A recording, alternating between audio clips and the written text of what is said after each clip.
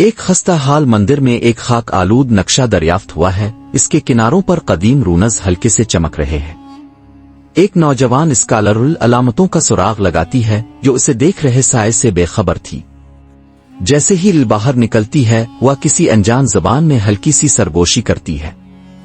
درخت قریب جھکتے دکھائی دیتے ہیں، ان کی شاخیں عجیب علامتیں بن رہی ہیں۔ لل کو نقشے کے ساتھ بندھے ہوئے لعنت سے متنبع کرتے ہوئے سائے سے ایک ہڈ والی شخصیت ابھرتی ہے۔ اس کی آنکھیں کسی دوسری دنیا کی روشنی سے چمک رہی ہے۔ نقشے کے بعد لل کو ایک چھپا ہوا گاؤں ملتا ہے جہاں لگتا ہے کہ وقت ساکت ہے۔ گاؤں والے بھولے بادشاہ اور ملون خزانہ کی بات کرتے ہیں۔ گاؤں والے ایک پہاڑ کی طرف اشارہ کرتے ہیں جہاں ملون خزانہ پڑا ہے۔ لل اپنی چڑھائی شروع کرتی ہے، ہر قدم کے ساتھ ہوا ٹھنڈی ہوتی جا رہی ہے۔ لل پہاڑ کی بنیاد پر ایک تاریک غار میں داخل ہوتی ہے۔ ہر قدم گونجتا ہے اور دھندلی سرگوشیاں سائے سے اس کا نام پکارتی ہے۔ پتھر کا مجسمہ زندہ ہو جاتا ہے، لل کا راستہ روکتا ہے۔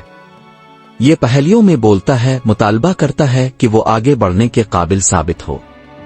غار 3 راستوں میں تقسیم ہو جاتی ہے۔ لیلا درمیانی کا انتخاب کرتی ہے، صرف اپنے آپ کو شولوں میں گھرا ہوا تلاش کرنے کے لیے۔ اسے فرار ہونے کے لیے ایک پہیلی کو حل کرنا ہوگا۔ لل ایک عظیم الشان حجرے میں ابھرتی ہے جہاں ایک بہت بڑا مقبرہ ہے۔ ہوا بخور کی خوشبو اور تاریخ کے وزن سے موٹی ہے۔ مقبرے کے اندر لل کو ایک سنہری تعویذ نظر آتا ہے جو ایک عجیب روشنی سے چمکتا ہے۔ جیسے ہی وہ اسے چھوتی ہے زمین پرتشدد سے ہل جاتی ہے، قبر گر جاتی ہے اور لل بمشکل بچ نکلتی ہے۔ باہر وہ ایک گہری گرج سنتا ہے، بھولا ہوا بادشاہ بیدار ہو گیا ہے۔ بادشاہ جنگل میں لل کا تعاقب کرتا ہے، اس کے قدم زمین کو ہلاتے ہیں۔ اس کو پکڑنے سے پہلے اسے گاؤں پہنچنا چاہیے۔ دیہاتیوں نے بادشاہ کو روکنے کے لیے قدیم ہتھیاروں اور رسومات کا استعمال کرتے ہوئے لل کے دفاع کے لیے ریلی نکالی، لیکن ان کی کوششیں بے سود لگتی ہیں۔ لل کو معلوم ہوا کہ تعویذ ہی کلید ہے۔ وہ اسے اونچا رکھتی ہے اور ایک اندھی روشنی پھوٹ پڑتی ہے جو بادشاہ کو پیچھے ہٹنے پر مجبور کرتی ہے۔ تعویذ کی روشنی حقیقت کو ظاہر کرتی ہے، بادشاہ اپنے ہی لالچ سے ملعون تھا۔ لل کو سب کو بچانے کے لیے اس لعنت کو توڑنا ہوگا۔ لل ایک قدیم رسم ادا کرتی ہے، ایسے الفاظ کا نعرہ لگاتی ہے جو وہ پوری طرح سے سمجھ نہیں پاتی ہے۔ تعویذ کی روشنی مضبوط ہوتی ہے، بادشاہ کو گھیر لیتی ہے۔ لعنت ٹوٹ جاتی ہے اور بادشاہ کی انسانی شکل بحال ہو جاتی ہے۔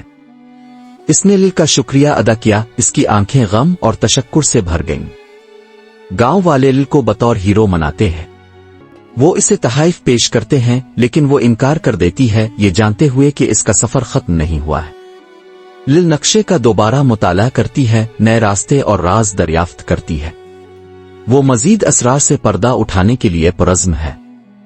جیسے ہی لل افق میں غائب ہو جاتی ہے، تعویذ اس کے ہاتھ میں ہلکے سے چمکتا ہے۔ قدیم دنیا کے وسوسے اسے اپنی تلاش جاری رکھنے کے لیے کہتے ہیں۔